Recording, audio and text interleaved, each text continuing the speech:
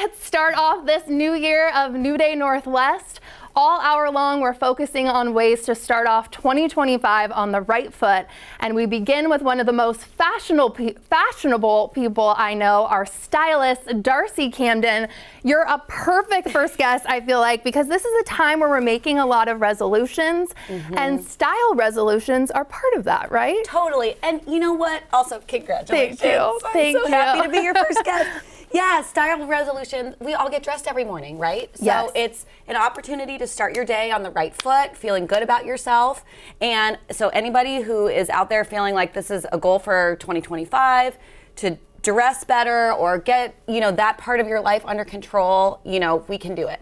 With your help, of course. And so excited. We actually celebrated 2025 together. We rang in the new year in such a fashionable way in the Space Needle.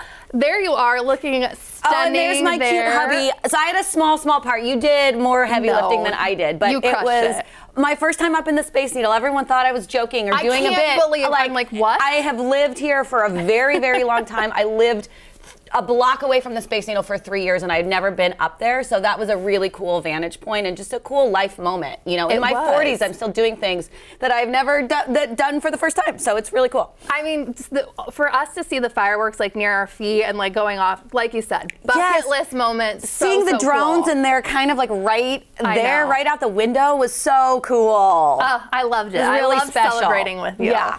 Okay, so I want to, of course, talk about style resolutions, like we said. So your first tip, planning your outfits ahead. This is the big one. This is the main one. Okay. So if you only do this, it's going to be major. And I know this isn't a new idea, planning your outfits ahead of time. I didn't kind of invent this concept, but I do it a very different and I think particular way that is successful to my clients.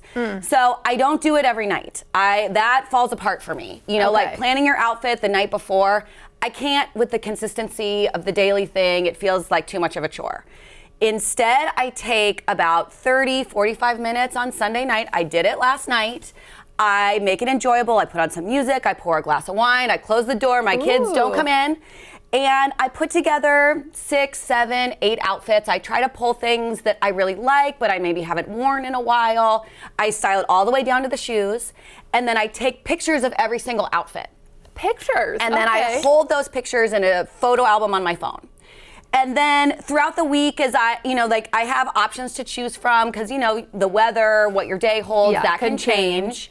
And if I ever miss a week because I'm traveling or I'm sick or I just forget, I still have that photo gallery that I can go back to. Because, when you're getting ready to leave the house to go someplace, that is the worst time to try to think of an outfit. So true. Yes. And then you're in the worst mood if you throw something together. At least I am. And it has lots of bad effects because then you think you don't like your clothes and whatever. Yeah. So do this for 2 months, people, and you will end up with 30 pictures in your phone. You'll have a better sense of what you own and you'll be wearing more of your clothes. And that's a really good place to launch into, adding more pieces thoughtfully. Perfect. And speaking of adding more, you're saying no single-use outfits. What do you mean by this? Those are things that you buy and you wear one time. So maybe it's really specific. You're going to a party and you need something purple. But it also could be something that you just, buy because it's really on sale. You wear it one time. It doesn't quite land for you. And then it just is like taking up space in your closet. Yeah, just sitting there. We all have those outfits where we're like, oh. Yeah. So if you're going to a party, maybe rent something, Armoire, Rent the Runway, Nuuly, or let's normalize borrowing things from friends. Call someone up. Do you have a dress I can borrow? Such a good idea. Really good idea. People love, I think, sharing their clothes. And, if I'm not wearing it, someone else can wear it out. Let that dress have a fun night. I know. Yeah. And then also spend time with your clothes when you get them to make a couple of different combinations and understand kind of the range of what it can do for you. Amazing. And you say, too, don't buy anything unless it can pass the tomorrow test. What do you mean by this? This is a big one for me because I'm kind of prone to buy shop for my fantasy self who's going out to dinner all the time and Carrie really Bradshaw, Carrie Bradshaw self. So I have a rule. If I'm gonna buy something, I need to wear it tomorrow. So if I'm looking at something and it's like, I can't wear that tomorrow, I don't have anything to go with it, it's too fancy for my everyday life, all those things, I kind of put it back. And if I do buy something, I am excited to wear it tomorrow. It's like, yes, then I do. I wear it right away so that I can get a sense for it. I don't save it for a special day. Like I don't want things to become so precious in my wardrobe that I'm not like using them often. Right. I want to work it into the rotation as soon as possible. Okay, and focus on what you have and not what you don't have. I love looking at influencers and getting inspiration online and stuff, Yes. but it can be really tempting to look at things that like you don't own any part of that outfit. Like that's a cool idea, but I would need to buy 5 things if I was going to make that work.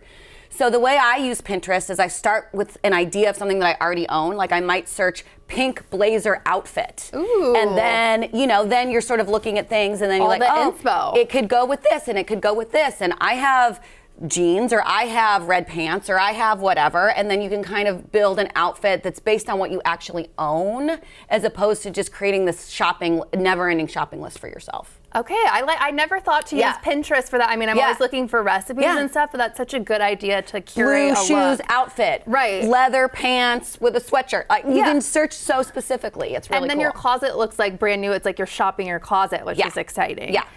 Take better care of your clothes is your next tip. So many people tell me, like, I just don't take care of my clothes. I wash everything on hot. I don't separate my laundry. My partner does it, and it's like Everything's disintegrating. Yes, it's going away. Yeah. That is a choice, and we can do better. So when you buy something, check the clothing, like the care tag. I know that seems obvious, but when was the last time you looked at the care tag when you bought something? Like it takes 10 seconds and it's right there on the garment. Right. And if it says like hand wash, lay flat to dry, and you don't want to do that, don't buy that thing.